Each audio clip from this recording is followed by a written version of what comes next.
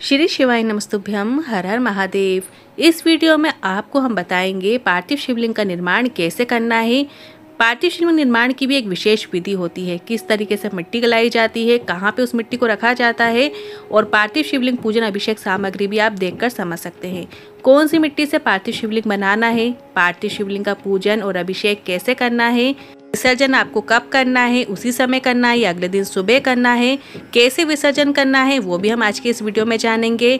और आपको 5 प्रकार के फल लेना है, कैसे फल लेना है, 5 फल लेना है या 5 अलग अलग फल लेना है, 3 सुपारी का क्या प्रयोग है, मनोकामना पूर्ति के लिए बेलपत्र कब उठाना है, उपाय वाला धतूरा कैसे शिवलिंग पे अर्पित करना है, पूजन सामग्री ना मिलने पर क्या करें, परिवार के अलग अलग सदस्य के लिए शिवलिंग कितने बनाना है, व्रत रखना है या नहीं, और पूजा के बाद मिठाई और फल का क्या करना है।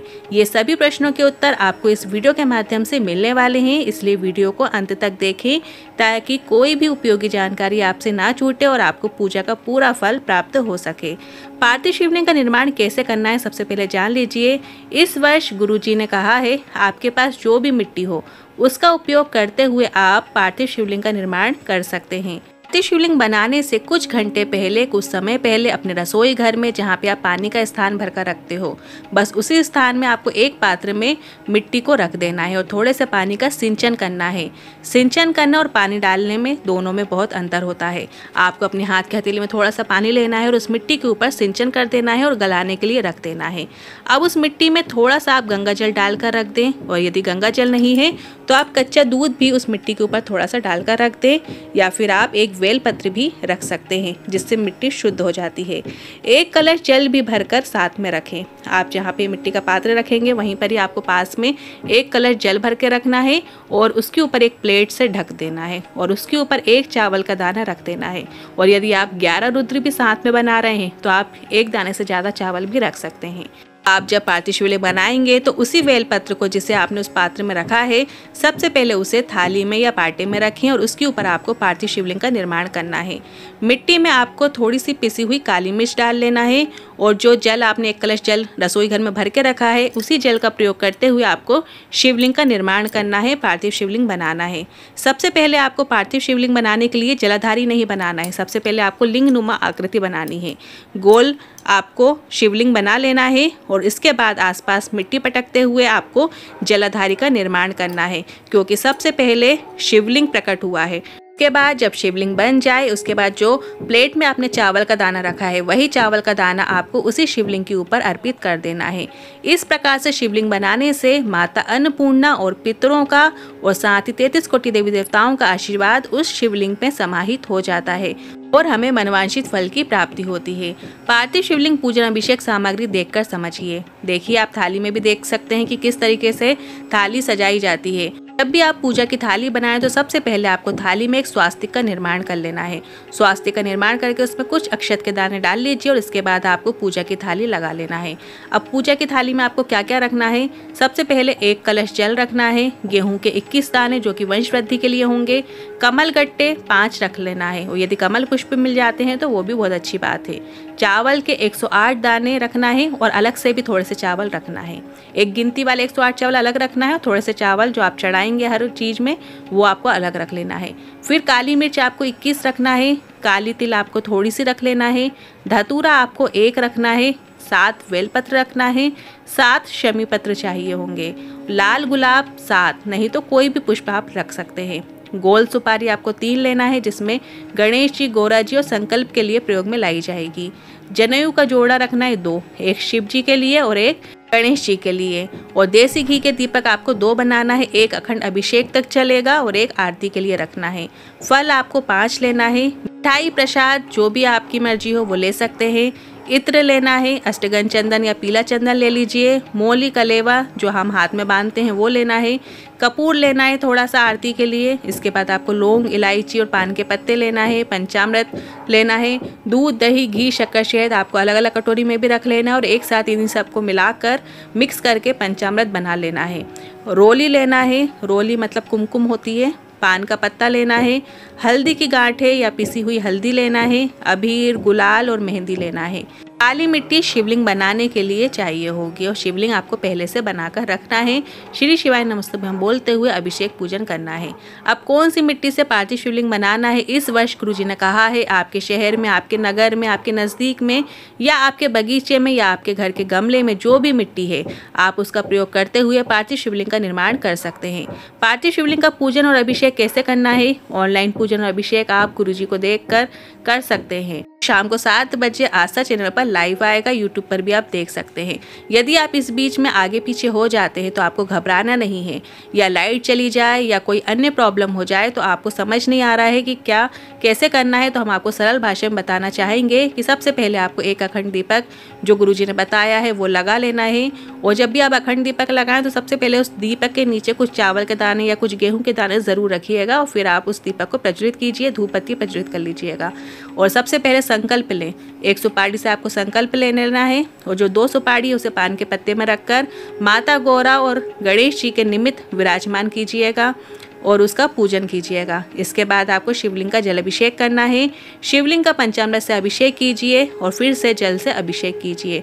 इसके बाद जितनी भी सामग्री है, नेऊ, चंदन, मोली, अबीर, गुलाल सब आपको समर्पित करते जाना है। बेलपत्र, गुलाब के पुष्प, जो भी सामग्री गुरुजी ने बताई है सब आपको एक के बाद एक समर्पित कर देना है और श्री शिवाय नमस्तुभ्यं बोलते जाइए। इस तरीके से आपको पूरी चीज़ें समर्पित कर देने के बाद आपको आरती का दीपक प्रज्वलित कर लेना है और अंत में भोलेनाथ की आरती आपको करना है।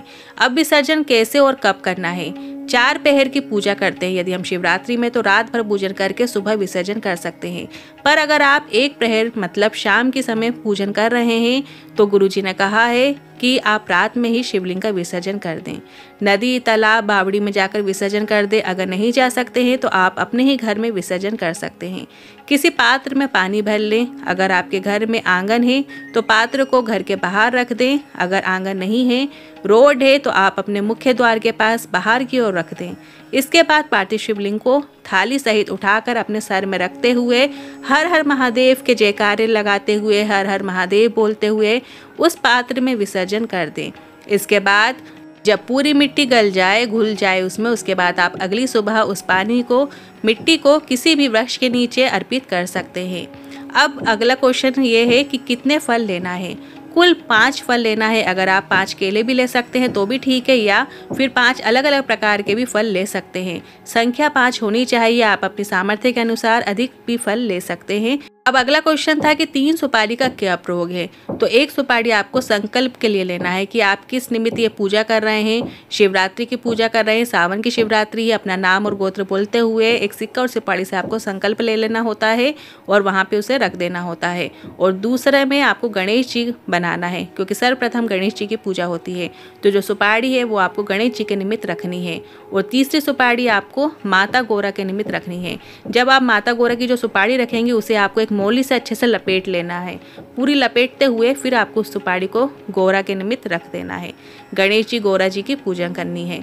मनोकामना पूर्ति के लिए बेलपत्र आपको कब उठाना है। अब देखिए, पूरी पूजा हो जाने के बाद, आरती हो जाने के बाद आप शिवलिंग पर अर्पित कोई भी एक बेलपत्र को श्री शिवाय नमस्तुभ्यं बोलते हुए अपनी कामना करते हुए उठाकर अपने पास रख लेना है। अब आप अपने पास कहाँ रखेंगे, तो आप किसी चालीसा की किताब में या पुराण हो आपके पास कोई, तो आप उसमें भी उस बेलपत्र को रख सकते हैं, या किसी कपड़े में लपेट कर भी आप अपने घर की तिजोरी में भी रख सकते हैं, या पूजा के स्थान में भी आप उस बेलपत्र को रख सकते हैं।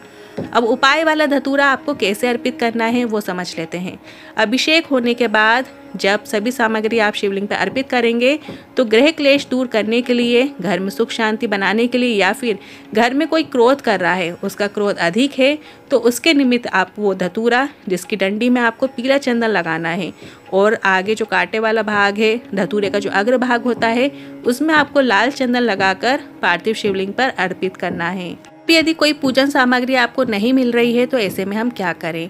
अगर आपको कोई पूजन सामग्री नहीं मिल रही है तो आप एक चावल के दाने को उसके निमित्त अर्पित कर सकते हैं कि हे भोलेनाथ, शमी पत्र जैसे आपको नहीं मिल रहा है उस जगह पर आपको चावल का दाना अर्पित कर देना है। जैसे मान लीजिए आपको शमी पत्र नहीं मिल रहे हैं, 7 शमी पत्र बोले हैं, तो आपको 7 दाने आखा साबुत दाने चावल के ले लेना है और शमी पत्र के निमित्त आपको वो चावल के दाने शिवलिंग पे अर्पित कर देना है, तो भी आपको शमी पत्र अर्पित करने का फल प्राप्त हो जाएगा। भोलेनाथ उसे भी स्वीकार कर लेते हैं। और परिवार के अलग अलग सदस्य के लिए शिवलिंग कितने बनाना है, तो एक पार्थिव शिवलिंग में पूरे परिवार के लोग एक साथ बैठकर पूजन कर सकते हैं। और अगर अलग अलग शिवलिंग बनाना चाहें तो वो भी कर सकते हैं। अलग अलग पूजन सामग्री लेना चाहें तो वो भी कर सकते हैं कि सबने एक पार्थिव शिवलिंग बना ली और सभी लोग अपनी अलग अलग सामग्री अर्पित उसी पार्थिव शिवलिंग पे कर रहे हैं, तो ऐसा भी आप कर सकते हैं। पर अगर घर का एक सदस्य भी पार्थिव शिवलिंग का निर्माण करके पूजन अर्चन कर लेता है तो उसका फल भी पूरे परिवार को मिलता है। और गुरुजी ने यहाँ तक भी बताया है, जैसे देवरानी जेठानी है, यदि वो अलग अलग खाना बनाती हैं तो वो अलग अलग भी पूजा कर सकती हैं, उसमें कोई गलत नहीं है। और एक साथ भी मिलकर पूजन कर सकते हैं, जैसा आपको उचित लगे, पर पूजा अभिषेक में जरूर आप शामिल होइए। अब अगला क्वेश्चन है कि व्रत रखना है कि नहीं। आपके शरीर में जैसा सामर्थ्य हो वैसा कर सकते हैं। वैसे शिवरात्रि में निराहार रहना चाहिए। फलाहार करके आप दोनों समय फलाहार करके भी व्रत रह सकते हैं और एक टाइम भूखे रहकर भी आप एक टाइम फलाहार करके भी व्रत कर सकते हैं। आप दोनों टाइम भी भोजन कर सकते हैं, बस आपको किसी की निंदा नहीं करना है, इस बात का ध्यान रखना है।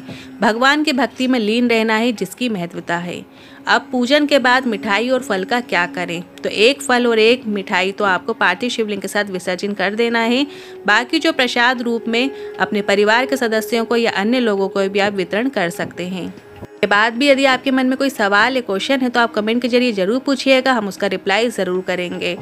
वीडियो थोड़ा भी उपयोगी लगा हो तो वीडियो को लाइक करके कमेंट बॉक्स में हर हर महादेव ज़रूर टाइप कीजिएगा। श्री शिवाय नमस्तुभ्यम।